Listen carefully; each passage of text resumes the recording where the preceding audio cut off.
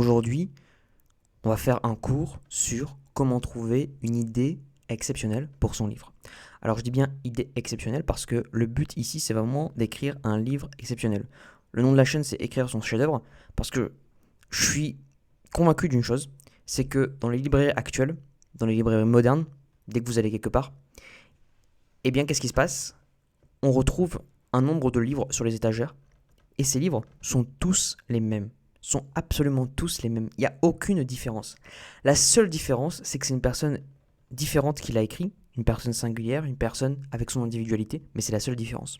Ils suivent tous ces livres, suivent les mêmes recettes, suivent le même scénario, suivent le même style d'écriture. Je prends par exemple un roman policier, ça commence toujours de la même façon, avec un meurtre, dès les premières pages. Et puis on essaie d'élucider ce meurtre, et à la fin, eh bien, il y a la résolution. Alors, ça ne veut pas dire que ce schéma narratif est mauvais, mais si on veut écrire un livre qui se démarque, il faut savoir comment utiliser ce schéma narratif pour en faire quelque chose de nouveau. Je pense notamment au fait que l'art, et notamment la littérature au XXe siècle, a tenté de nouvelles choses.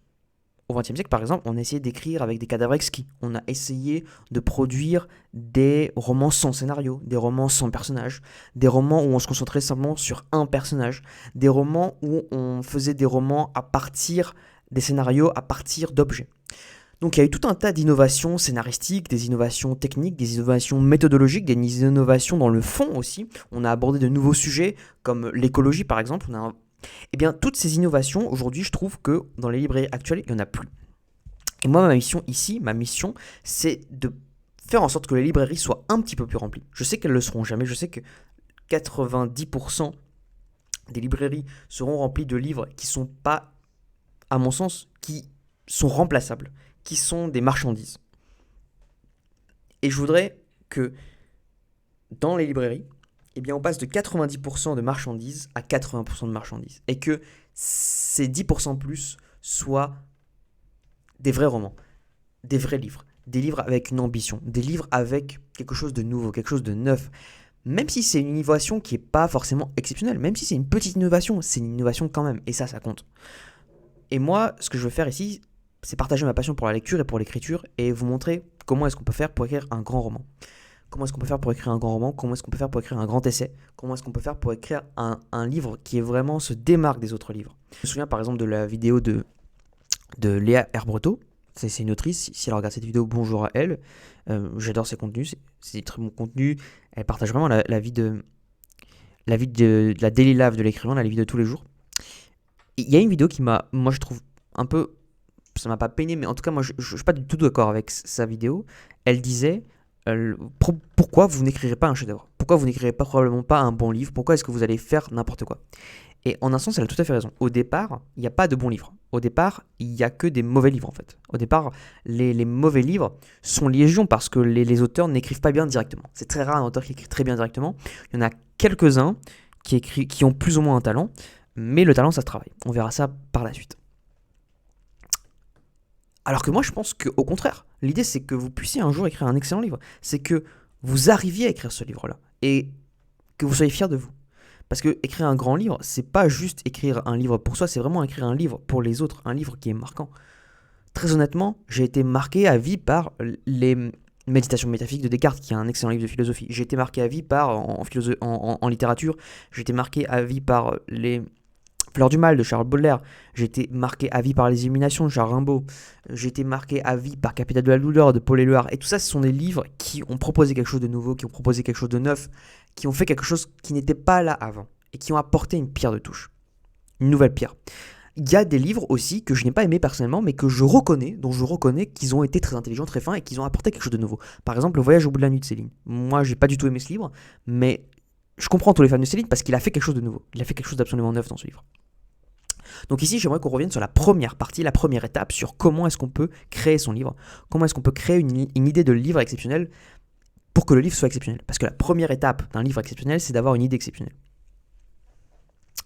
Ici, je me suis mis devant ma feuille, je me suis dit, ok, il y a 3 questions à se poser pour savoir si, en fait, son idée est exceptionnelle. D'abord, il faut trouver l'idée, 1. 2, il faut savoir si l'idée est bonne. Et 3, il faut avoir un test par rapport à son idée. Alors, comment trouver l'idée? C'est-à-dire qu'il va falloir générer cette idée bonne. 2, il va falloir savoir si cette idée, elle est valide. Et ensuite, troisièmement, le but, ce sera de tester un peu cette idée, voir jusqu'où est-ce qu'elle peut nous mener. Alors, la première partie, comment trouver son idée? Eh bien, pour moi, trouver son idée, normalement, si vous regardez cette vidéo, c'est que vous avez envie d'écrire un livre ambitieux, c'est que vous avez envie d'écrire un vrai livre, un livre puissant, un livre qui a de l'imagination, un livre, voilà, un livre unique. C'est ça que je veux que vous ayez en tête. Eh bien, si vous allez trouver un livre unique, si vous allez écrire un livre unique, pour trouver cette idée de livre unique, ce qu'il faut faire, c'est que, normalement, vous allez avoir en vous quelque chose. Vous avez une flamme en vous. Vous avez une idée que vous chérissez. Vous avez une idée que vous chérissez parce que vous savez que cette idée-là, il n'y a pas beaucoup de gens qui l'ont et vous savez que vous êtes le seul à l'avoir. Alors, je vous préviens tout de suite, il y a sans doute déjà beaucoup d'autres gens qui ont eu cette idée avant vous. Par contre, la différence entre ces gens-là et vous, ça va être l'exécution. Parce qu'il y a 90% des gens qui sont capables d'avoir une idée, mais il n'y a que 10% des gens qui sont capables de passer à l'action. Il y a très peu de producteurs dans ce monde, il y a beaucoup de consommateurs. Donc ici, ça va être de trouver cette idée. Donc la première étape, c'est vous l'avez en vous, cette idée. Vous l'avez en vous. Vous savez ce que vous devez faire. Vous connaissez votre mission littéraire. Dans ce cas, si vous savez déjà, il faut déjà directement aller à comment savoir si l'idée est bonne ou pas. Parce que peut-être que vous êtes habité par une idée qui n'est pas bonne du tout. C'est possible. Deuxièmement, comment je fais pour trouver cette idée exceptionnelle? Bien, pour trouver cette idée exceptionnelle, je vais, premièrement, m'inspirer de livres qui sont exceptionnels. D'accord? Donc, regardez dans la littérature, regardez autour de vous, lisez des livres que vous savez qu'il y a une innovation littéraire. Donc, Le Voyage, Au bout de la nuit, il faut absolument le lire. Les Fleurs du Mal, que j'ai déjà cité. Est-ce que je peux citer un autre roman qui a une innovation que j'ai jamais vu ailleurs? J'ai jamais vu ailleurs quelqu'un qui a écrit comme Paul Bourget dans Le Disciple. Parce que Paul Bourget dans Le Disciple, ce qu'il fait, c'est qu'il raconte, comme jamais personne ne l'a fait, la vie d'un philosophe, la vie intérieure d'un philosophe. Moi, j'ai d'abord une formation de philosophie, donc je sais que au niveau de la thématique, c'est exceptionnel. Il y a rien à dire. Il a parfaitement restitué comment un philosophe réfléchit. Donc, première étape, inspirez de livres qui sont exceptionnels. 3, ce que vous voulez faire pour avoir des idées, c'est donc de lire un maximum de livres, mais faire des recherches. Faites des recherches. Ayez en tête ce que c'est que tous les courants littéraires. Il faut que vous ayez en tête qu'est-ce qu'on a fait au XVIIe siècle, qu'est-ce qu'on a fait au XVIIIe siècle, qu'est-ce qu'on a fait au XIXe siècle, qu'est-ce qu'on a fait au XXe siècle. Pourquoi est-ce qu'on est passé du XIXe au XXe? Qu'est-ce qui a fait qu'on est passé du XVIIIe au XXe et pourquoi ces innovations n'ont pas eu lieu avant? Donc, vous ayez ça en tête. Ça fera l'objet d'une autre formation. Donc faites des recherches personnelles sur des idées. Vous pouvez vous documenter sur internet, vous pouvez vous documenter sur les livres, sur la littérature, vous pouvez chercher d'autres bouquins qui parlent de comment écrire un livre. Donc ça va être votre idée. Mais vraiment, je pense que la première étape ici, c'est vraiment que ce soit une idée qui soit vraiment personnelle. Et aussi, on verra que l'idée, c'est pas forcément important non plus. Ce qui compte, c'est vraiment de se mettre à l'action. Donc, 1, vous l'avez en vous. 2, inspirez-vous de livres qui sont exceptionnels parce que c'est là que vous allez trouver le matériel. Et 3, faites des recherches personnelles par rapport au livre. Ensuite, comment je peux savoir si l'idée est bonne? C'est-à-dire que, ok, j'ai mon idée en tête, mais maintenant, est-ce que vraiment mon idée est bonne? Je prends par exemple, vous voulez écrire un livre qui n'a ni queue ni tête, un livre sans sens.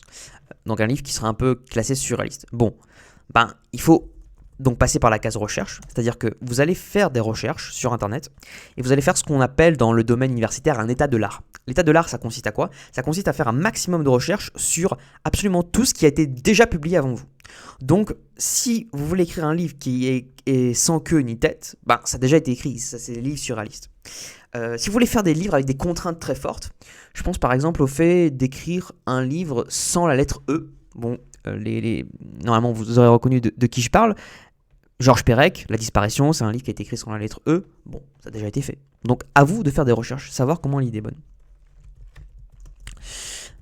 Maintenant, si jamais votre idée, imaginons qu'elle n'est pas forcément excellente, non ça gardera plutôt pour la phase de test. Ok. Si l'idée elle n'est pas excellente, je note pour juste après. Et la deuxième façon de savoir si l'idée est bonne, c'est de la soumettre aux individus, c'est de la soumettre aux personnes. Vous allez demander à votre entourage, vous allez demander à des gens, vos professeurs de littérature, si vous avez fait des études ou si vous êtes en contact avec eux, vos autres entourages, vos amis, des gens qui ne vous jugeront pas. Il faut des gens qui ne vous jugeront pas, et des gens qui seront critiques. Donc des gens qui vous jugeront pas et qui seront critiques, la meilleure façon de leur demander c'est salut, est-ce que tu peux ne pas me juger, s'il te plaît, ne me juge pas. Ne fais pas de commentaires. Je veux juste ton avis. Et je voudrais que si tu as une critique à me formuler, ne dites pas sois critique parce que personne n'est censé être critique. Dis juste si tu as une formule à critiquer, ce serait quoi que tu critiquerais si tu avais quelque chose à critiquer. Donc demandez aux gens proches. Évidemment, si vous voulez demander à moi personnellement, écoutez, je serais ravi de pouvoir vous aider. Ça serait vraiment mon travail. C'est vraiment le travail qui m'enthousiasme. Vraiment vraiment vous aider à écrire ça, à écrire ce bouquin. Donc si vous voulez me demander, vous demandez à l'expert. Alors l'expert ça peut être moi, ça peut être aussi un éditeur. Vous pouvez leur demander, envoyer des idées. En général ils vont vous répondre. Et surtout, bon ce sera pas bien sûr le directeur de Gallimard qui va vous répondre. Des personnes qui sont payées, des secrétaires, mais ils vont vous répondre, ils vont vous dire quelque chose. Peut-être que vous aurez un avis très, très pertinent. Ensuite 3, c'est-à-dire qu'une fois que j'ai l'idée, une fois que je me dis, ok, cette idée, elle est plutôt bonne, cette idée semble pouvoir marcher, il va falloir tester l'idée. Bien, c'est réalisable. Si c'est réalisable dans le cadre d'un livre. Parce que parfois, il y a des idées qui ne sont pas réalisables dans le cadre d'un livre. Alors, on peut toujours mettre tout par fiction, c'est pas ça la question, mais comment est-ce que ce livre est réalisable? Par exemple, vous ne pouvez pas faire la Bible. Je prends cet exemple parce que la Bible, c'est... combien de livres dans la Bible? Il y a à peu près 30 livres dans la Bible, il me semble. Bon, ça dépend de ce qu'on compte, si on compte les livres qui sont canoniques ou les livres non canoniques. Il y en a beaucoup. Il y a une dizaine de livres dans la Bible au moins. On pourrait se dire, une idée de livre incroyable, exceptionnelle, c'est j'écris un livre dans un livre, dans un livre, dans un livre, dans un livre, dans un livre. Ok. Alors cette idée, elle est faisable. Maintenant, il va pas falloir vouloir faire 50 livres. Parce que si vous commencez à faire 50 livres, vous n'allez jamais finir. C'est impossible. Vous n'allez pas finir. Donc demandez-vous, est-ce que une bonne idée pour filtrer vos idées, est-ce que ça tient sur 200 pages? Et si ça tient sur 200 pages, si vous dites je peux faire ça en 200 pages, c'est bon. Si ça commence à être plus de 200 pages, alors ça va être possible, c'est juste qu'il va falloir passer beaucoup de temps et peut-être ajuster un peu. Parce qu'un livre qui fait 500, 1000 pages, c'est forcément un livre où l'auteur a passé plusieurs années, mais c'est aussi un livre où il a fait beaucoup de concessions. Il a voulu parler de plein de choses, mais il n'en a pas parlé. Ensuite, pour tester l'idée, donc voir si c'est réalisable dans le cadre d'un livre, j'aimerais aussi que tester son idée, c'est aussi écrire un petit peu. Vous dites, ok, je teste mon idée, est-ce que ça fonctionne? Est-ce qu'il y a quelque chose qui fonctionne avec cette idée-là? Est-ce que c'est réalisable concrètement? Est-ce que j'ai les compétences linguistiques, littéraires pour pouvoir faire ça? Je prends par exemple, vous voulez écrire un livre au subjonctif imparfait, avec que du subjonctif imparfait. Ok, maintenant, il va falloir tester. Est-ce que vous êtes capable d'écrire que au subjonctif imparfait? Si oui, tant mieux. Sinon, il va falloir se former. Donc se former, tester sur un petit nombre de pages vos idées. Une fois que vous aurez testé sur un petit nombre de pages, 2, 3, 4 pages, vous saurez tout de suite si votre idée elle fonctionne, si votre idée est réalisable ou pas. Alors je vais faire une petite récapitulation. 1. Trouver l'idée, ça vient soit de vous, à l'intérieur de vous, et vous savez que c'est votre idée, soit ça vient en faisant des recherches, en lisant. Comment savoir si mon idée est bonne? Vous saurez si mon idée est bonne en discutant avec des gens qui seront honnêtes envers vous, à demander l'avis de certains experts. Ils vous diront ce qu'ils en pensent. Et enfin, comment tester mon idée? Écrire quelques pages pour savoir si mon idée est réalisable et se demander est-ce que l'idée est réalisable dans un livre de 200 pages. Si oui, alors c'est sans doute que c'est la bonne idée. Voilà pour ce premier moment, cette étape numéro 1 pour trouver une idée de livre exceptionnelle. Évidemment, on passera en critères et en revue pour tous les autres, dans toutes les vidéos pour cette formation. On passera toutes les étapes du roman, toutes les étapes des essais, toutes les étapes, comment on crée un personnage exceptionnel, comment on fait un personnage inoubliable, comment on fait une histoire inoubliable, comment on fait un héros inoubliable, comment on fait une description inoubliable, parce que je veux que le livre que vous écrivez, ce soit un livre de la première phrase à la dernière phrase, la personne se dise « Waouh, j'ai jamais vu ça de ma vie, j'ai jamais lu ça, je ne relirai pas ça avant très longtemps ». Voilà, je vous dis à très très bientôt pour la prochaine vidéo. Si jamais vous êtes intéressé pour que je puisse vous donner mon avis sur votre livre ou que je vous accompagne, ce que vous pouvez faire, c'est que vous m'envoyez un mail ou bien vous inscrivez à la newsletter. Vous inscrivez là, je donne quelques conseils supplémentaires parfois. Et surtout, vous pouvez m'envoyer des manuscrits ou des ébauches de manuscrits. Je lis 10 pages et je vous dis avec les lectures des 10 premières pages si ça vaut le coup, si ça vaut pas le coup.